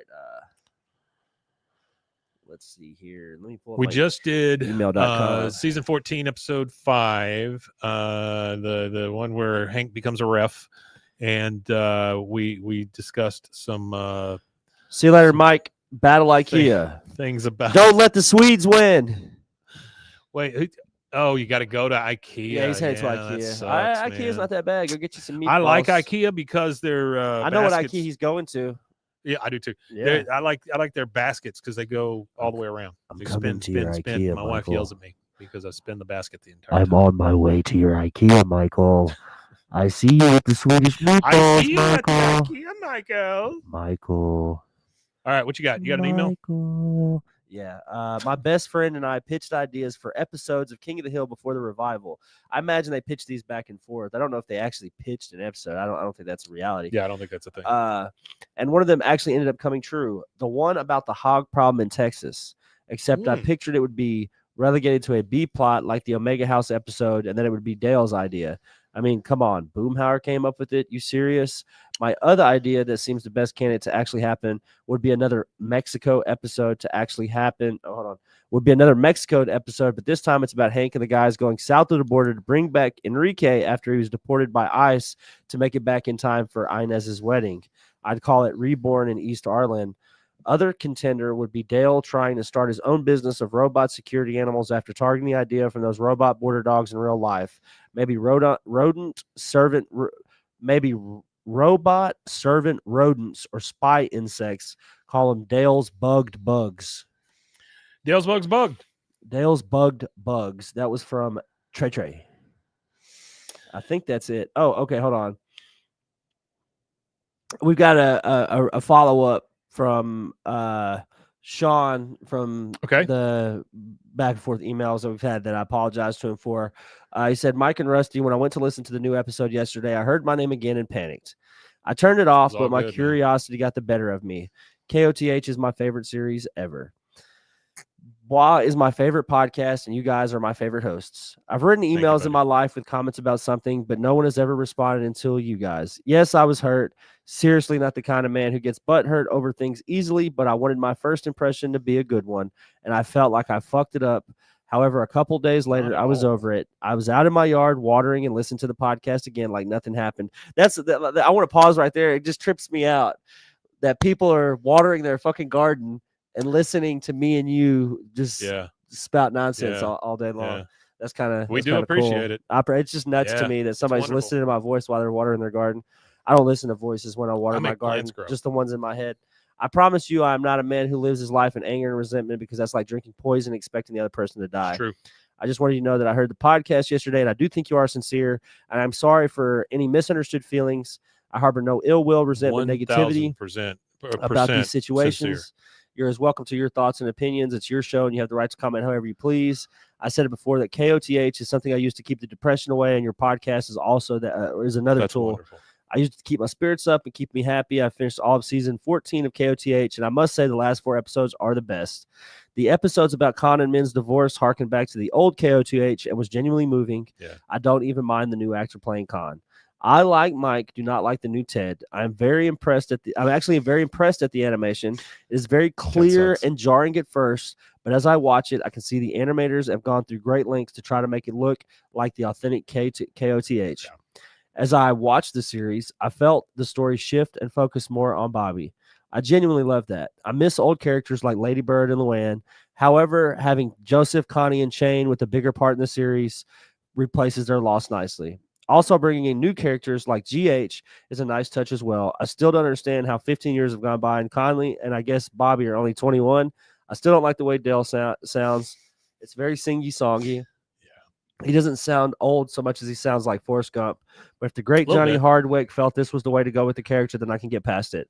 The tributes to Johnny and Jonathan at the end of the episodes was nice. I've known Jonathan since 1984. We went to college together when it was called Southwest Texas State University. At any rate, there are no hard feelings. I only have love for the both of you. Definitely love the podcast and the fact there's a community who loves this show. Also, thank you both for the very nice comments about my Dale Gribble impersonation. I am not the best at ad-libbing, and I've never listened to my recorded voice ever until it was played on the podcast, and even I was shocked at how much I sounded like the character of Dale Gribble. Please tell Mike that over the years I've heard dozens and dozens of Boomhauer impersonations, and his is without a doubt or second thought one of the very, very best. Well, thank you. Let's be done with the fussing and feuding and get back to loving the show. Much happiness and light to both of you. Tell Mike Dale will leave voicemails on occasion in the Oh, future. That would be great. wonderful. Yeah, and we'd we love will that. play them. And we'll play them. And I'll tell you this: if you ever want to come on just to talk for a few Yeah, minutes, we'll have you on. We would love to. You don't have to show your face or anything. We You can have got to you keep your phone hands or on the whatever. camera though when Mike's talking, because I know you like his voice. Now we got to keep your hands up. We got to keep your hands on the table now. Yeah, no, man, it's we have nothing but love for all you guys. It's been a crazy ride, and we just appreciate you all being here. And boy, we I mean, you think about this. You know, you're amazed that people are out watering their grass while they're listening to us and stuff. I'm amazed that people keep showing up, and so That it's too, just- yeah. it's fantastic, and we love you guys. Thank you so much. We appreciate each and every one of you. So first off, King of the Hill to return with more new episodes on Hulu. I think you guys have all heard this. Yep. This is from TV Line, and it's a report by Dave Nimitz. It was out on August 26th. It says, "Yep, Hank Hill and his buddies will be hanging out in the alley a while longer." Second batch of 10 episodes. Vulture reported this to begin with. It technically is not a renewal; it's a continuation. So there's a whole thing here. It said fans were eager to catch up. King of the Hill debuted at number 2 on the Nielsen streaming charts with 1.2 billion minutes viewed in its first week. Yep. So there's some other stuff in here. I hope but so, Luke. Basically, I want to see more Keith David. Yeah. I hope they give him like 2 episodes at least. Basically, we knew this was coming because from the get-go they said two seasons. Now my question would be, can it sustain after a break? Because yes, I hope it can, and if it can, then is there 16? You know, that's the big question for me. Because honestly, currently in production. doing what From what I understand is they did a whole 20 episodes at once. So 15's done, in the bag, ready to go, ready to ship it out. So before season 5's even done, they'll have season 6 ready. And if season 5 does good, season 6 gets the green light and it goes. If not, it dies. And all they did for season 6, nobody ever gets to ever see. Well, what I was going to say is basically what they did is one season. Oh yeah, compared to what talking about gargoyles. I forgot Keith David did the voice of the main gargoyle. Yeah, but I'm saying what they did is they did 20 episodes, right? And that's even less than an actual season was back in the day. Like 3 episodes, 3 or 4 episodes. Yeah. But hey, nothing but good news, man. Nothing but good news. The pipeline's a lot easier now than it is. You don't have to send stuff to Korea and wait for it to come back. My wife is going to get her hair done and her nails did. Oh, so fun. I was just checking on her. King of the Hill. Okay, this is a second article. This is from eater.com, EATER.com. It's by Amy McCarthy. It was posted August 4th, so a little while back. King of the Hill was always a food show, dang it. After 15 years away from our screens, Hank and the gang are back and as good as ever. Okay, so I'm going to read through this and kind of skip around a little bit, but it says there's truly no show like King of the Hill. That's true. King of the Hill is back, and so is its obsession with food. It's been 15 years since we last saw them. It tells where they went and all that. It says then they go into talking about Dallas and Robata Chain, a Japanese restaurant that boasts German influences, history of Texas Hill Country. Now Hank and Peggy have returned to Arlen, reunited with their kooky cast of neighbors, blah, blah, blah, blah. In the show's original run, it explored a broad range of themes, from goofy Texana storylines with Willie Nelson cameos to more serious subjects like bullying and LGBTQ acceptance. Even as it explored these bigger themes, though, King of the Hill was, at its heart, always a food show. If there's one thing you know about Hank Hill, it's that, bless you, he's a salesman of propane and propane accessories, and his belief in the supremacy of the fuel for grilling steaks is practically religious. But it's Bobby who's the true gourmand. Yep. A noted fruit pie enthusiast. I want to be known as a fruit pie enthusiast. And culinary risk taker who also, that's a great shirt too, fruit pie enthusiast. Culinary risk taker. I like that. Culinary risk taker who also enjoys lutefisk.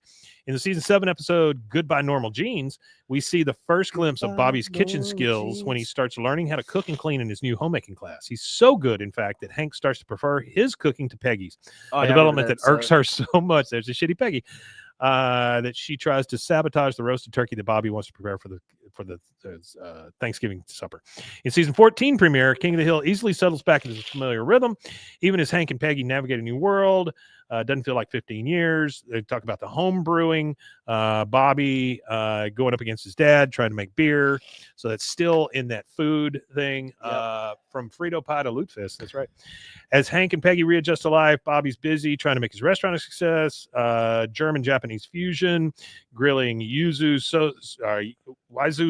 whatever he said, sausages over Benchaton charcoals. I don't know why I'm having trouble. Frying up herring tempura and hoping to impress his stodgy parents with his skills. Charcoal.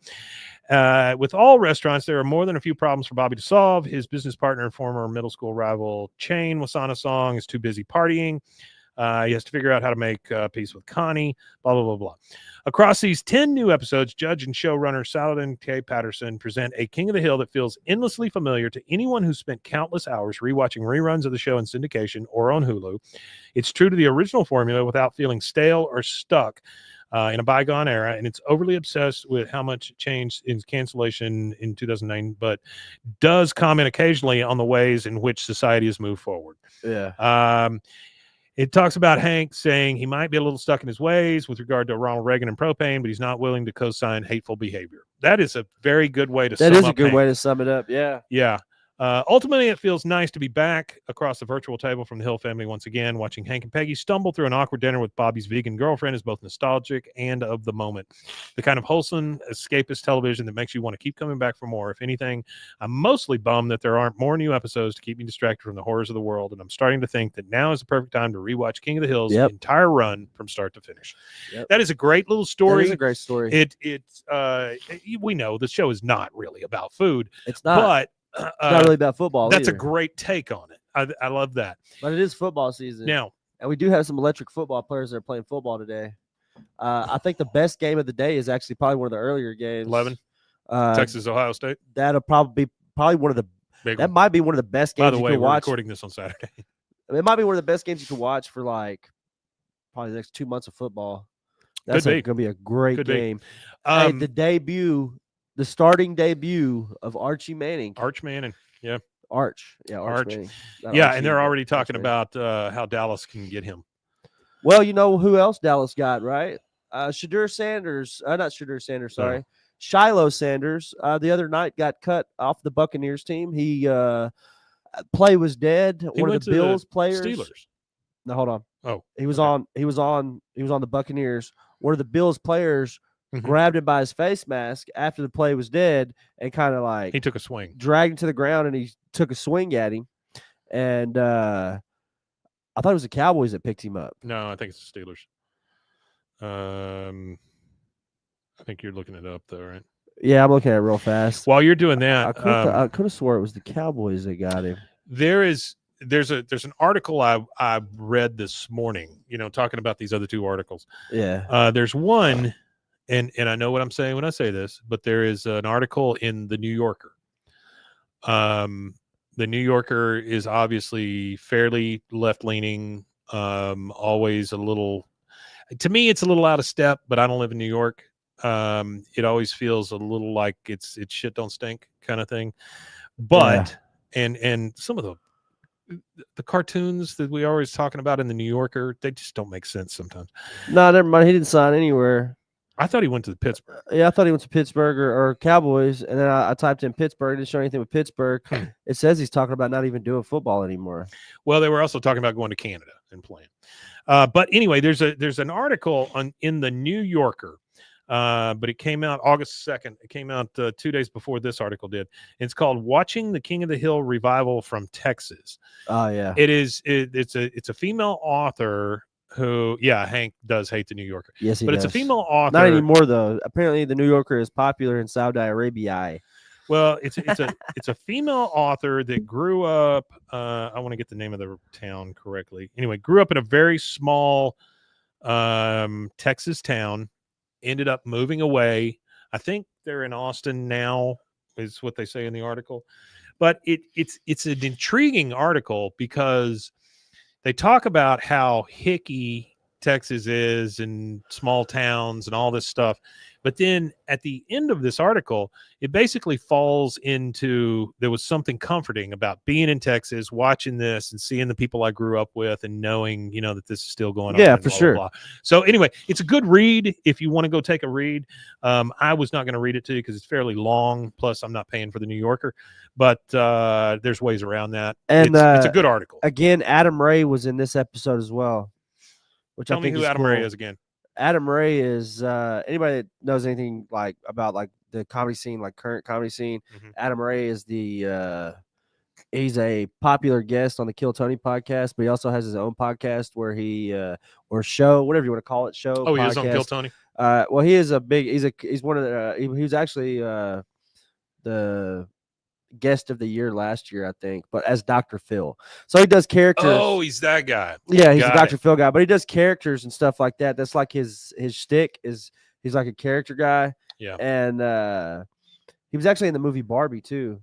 Okay. And The Heat and Red 2. Like he's been in a couple of Okay. movies. All right. But he I'd probably know him if I saw him. Yeah, you probably would know if you saw him.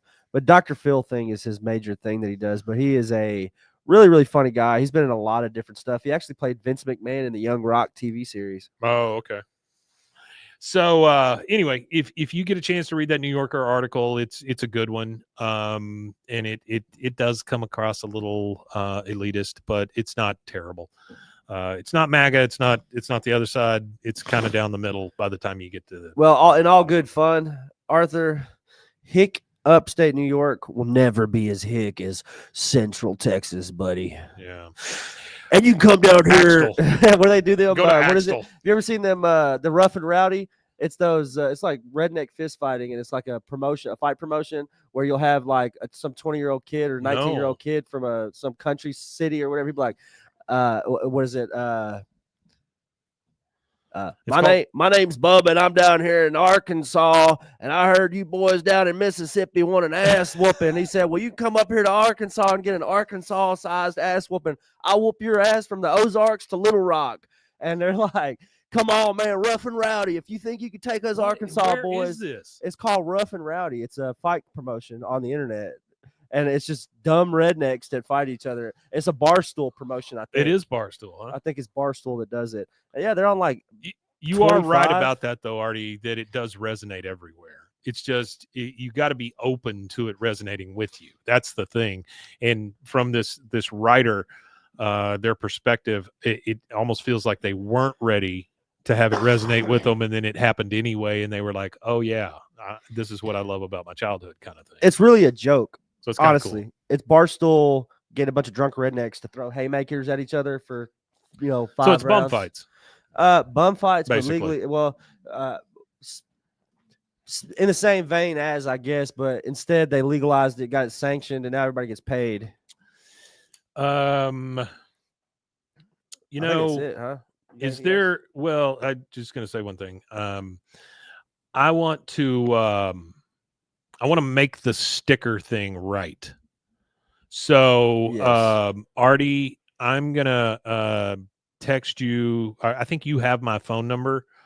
Send me an address. I'm gonna send you that thing of the whole roll of stickers, and let's make this thing right. We got to get this figured out because it's gone on long enough. Because it's been way I too would long. like to open a t-shirt store so that we can start getting some of these ideas out there. And Yeah, frankly, t-shirts I love sweaters t-shirts. and hoodies. So the thing is, like, yeah, I know, Rusty. We're gonna get it done this time. Do we have the capacity to do So, like, other stuff this like hats shirt- and stuff? See this shirt? This is the Gotcha Gator shirt. This is something that my friend Casey and I are going to start working on. But the thing about it is, this is a shirt I made up. This is a character we made up. The Does whole he have thing. a voice yet? He does. He's very Louisiana, very AI. So, but what I would love to do is do this kind of shirt stuff and have those available for you guys. Like, and I want it to be those niche quotes from shows. I don't want it to be, that's my purse. You know what I'm Yeah, saying? I don't want "That's my that. purse." We don't need more of that in the world. We need Yeah. niche stuff that people will ask you about, and you get to tell them the story of Yeah, for where sure. it came from. I love that kind of stuff. That And- inside baseball stuff. I love it. Artie, Thank you, I'll man. have to Appreciate it. see if I can recover all of those. I'm pretty sure I can. If I can recover all the addresses that I had. Yep. And we could get all those stickers sent out. Stickers will be sent out for free since First thing we're not we- going to charge. This round of stickers will be free. We'll have Yep. stickers in the store that could be bought. Yep, And absolutely. depending on how far we could take, like the merch thing, there might be like hats, cups. Yeah. beanies, We'll start, whatever we can figure out. Artie, I'm sending you an email right now. This is in real time. And it's got my name, it's got the address here and the phone number on it. There are two. One is an office number and one is a cell number. The cell number is the one that I'm holding in my hand right now. So, Artie, I sent that to you. If you can send me an address as to where you want me to send these stickers, do that, please, and I will take care of that this next week. I think that's going to be my homework for the week. I'm going to try to find a. Oh damn! What was I going to say? You need to find us a good place to host these shirts. That's what I was going to say. I was going to see if I could find a merch. We need a merch store. A merch company or a store, because there's some merch Nothing stores. else, I want to get shirts made for myself. Yeah, there's some merch stores that I know from streaming that you could set up with the merch store and plug in all your stuff. Sure. And they handle all that end of it all. I used to do a bunch of. But I don't know how much that costs. I used to do a bunch of Threadless and those Yeah. guys.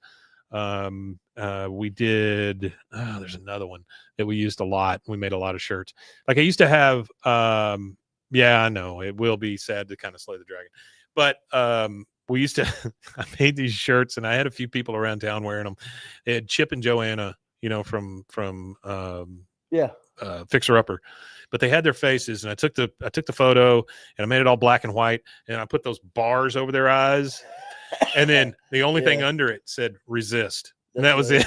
That's good. it was a good That's shirt. good. I Though. like that. Yeah. In I was talking red, to somebody. I was talking to somebody the other day, and he goes, "Yeah, I was cleaning my house the other day, and I was wearing that resist shirt." And I was like, "Holy shit! People still have those." That's things. funny. That's great. I'd love one of those. That's awesome. At one point, I want to wear it and go to Magnolia and cuss at the employees. At one point, I got in trouble, and this is just between us, okay? So don't tell anybody.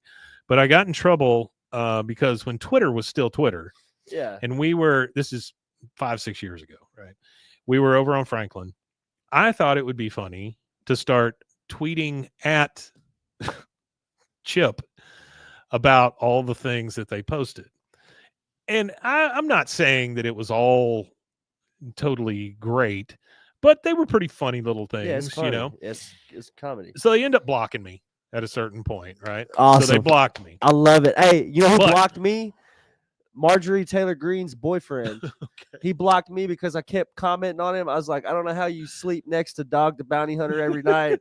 What's it like fucking Dog the Bounty Hunter? Oh man. I would make fun of his face because you could tell he's a really bad alcoholic. His face is super puffy. Yeah. He's got the massive bags under his Yeah. eyes, and any morning thing that he does, his face is usually beet red. You can see the high blood pressure. Like he just looks awful. I used to just high side on him all the time. So they blocked me, but that's not the end of the story. The end of the story is we were doing business with this entity here in town called Keep Waco Loud. Yeah. Right. And that's how I got started in a lot of these things, especially the music Yeah. scene here in town. They were supposed to have a conference call with Magnolia, not Chip and Joanna, but Magnolia proper. Yeah. right? Yeah. The company. Yeah. She got on the phone for the prep for the phone call. Cause of course, when you have one of these things or you do anything with these, you got to prep, you got to vet, you got to do all this stuff before you can actually even talk to anybody. Yeah. So they did all their vetting and everything, and they came back to the lady who ran Keep Waco Loud, and they said, "Hey, listen, I think we got everything ready to go, but do you know these guys, Oni-chan Productions?" He goes, "You probably need to stay away from them. They seem like bad news."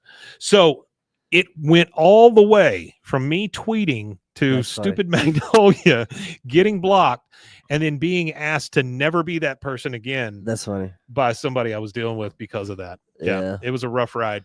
It was all fun and games, and it wasn't a big deal. And we Well, didn't say anything. I feel like, bad you for the know, person your that kid tells should me what I can't say. eat 'cause- bleach or whatever. We didn't say anything like that, but it was just funny how it just like spiraled. And now That is hilarious, though. That is funny. now come full circle. We were supposed to have Chip and Joanna here. Yeah. I on remember Tuesday. that. Yeah. What happened with that? I sent an email to NPR. They figured out your Oni-chan. No. No. I sent an email to NPR and I said I don't think they're listening to this. Thanks, buddy. Artie said you sent me the address. So the they were supposed to come in on Tuesday. We were supposed to get the carpets cleaned, all this kind of stuff because we thought it was a big deal. I sent an email to NPR and said, listen, I just need to know what to have ready to go. They go, oh, we made different arrangements. You never said anything. I've emailed you like 6 times. Wow. So, yeah, that sucked. That sucks. Wow. So, the Resist shirts may be coming back. We can bring out the Resist shirts. We need some more Resist shirts. Yeah. All right, guys. Or what you could do, I think what would be funny is if you took Joanna's face and superimposed on the Queen Elizabeth II and put "God Save the Queen." Kind of like that. That's that would be nice. pretty funny. Yeah. Or you could get Prince Charles's face and or kind of superimpose Chip's face into his head, just his face though, and have like Charles's big ears. I just always Save the King. hoped That's funny. that the whole fixer-upper thing would not end with a teenager in the back of a truck.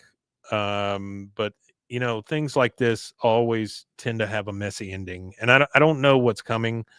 It just feels like I think they're finally moving out of Waco and moving to California, which it brings the whole thing full circle. And they came and they blew our city up and then left. Yeah, I wonder what happens afterwards. I'm kind of worried about the fallout aftermath of it. I still think people still come because they're not gonna move the Magnolia Silo. They're not gonna churn. That's still gonna churn out. It's still Mecca. The realty is still gonna be a thing. Sure, they're still gonna be here just because of the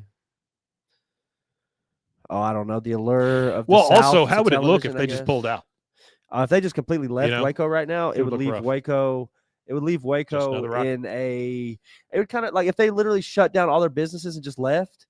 Yeah, it would leave our city in a weird place. It'd kick us in the nuts. That whole downtown area that is just built up for the Magnolia stuff. That's what downtown doesn't understand. It you might can't be build it all on their sustainable, back. but it would only be sustainable during school season. Yeah. When school season was over, that downtown it looked like every other time before school season. School season, it'd be nice. They'd clean everything up. They'd move the homeless out a little bit, and they'd spruce it up a little bit. And as soon as everybody left again, it would just be shit for. Got to go to DC, man. No homeless. The National Guards running around with guns. It's great. No, what they said is like that a utopia. Actually, what they said is that the National Guard was given an alternative mission by the Pentagon, and they're given trash bags. So they're beautifying. They're planting flowers and cleaning up flower beds, and they're like beautifying. It's just like Russia did before the Olympics. Which is not, if I have no problem with using the military in that capacity to beautify a city. I feel like that's more of a useful use to Americans than sending them to foreign countries to protect oil reserves and shit that don't, like protecting oil reserves. I'm a little leery of hearing the word dictator come out of his mouth last week, though. That there's a hilarious thing that I saw where somebody had a potato with a red hat on it, and it said Dick Tater. Oh yeah. And he said, "My name's Dick Tater." I thought it was hilarious. Well, thank you guys again for being here. We appreciate it. Mason just came in and gave us the old X chop. Yeah, he gave us the X chop, the X chop. Tell them where they can find us. You can find us at BWAAKOTH on all social medias, or BWAAKOTH@gmail.com.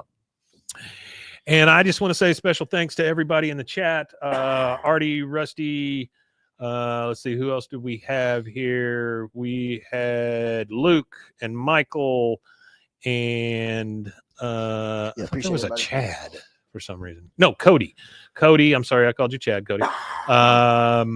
Anyway, you guys are the best. Thank you for coming in here. And Rusty, we appreciate of course. Each and every one. Thank you for being here, guys. We can't do it without you. Yeah, we really can't. And we love all you guys. I mean, we could do it without you. It would be very sad. But it wouldn't. Very sad. It wouldn't be fun. All right, guys. We will see you on Monday. Have a great one. And one thing left to say. We Matanye. We Matanye, indeed.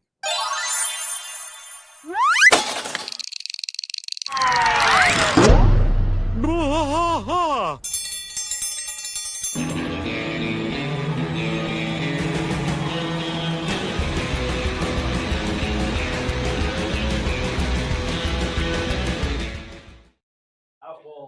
right, guys. We'll see y'all later. That was one of the things. Artie, I'll talk to you soon. That was one of the things when I was listening to Swimmers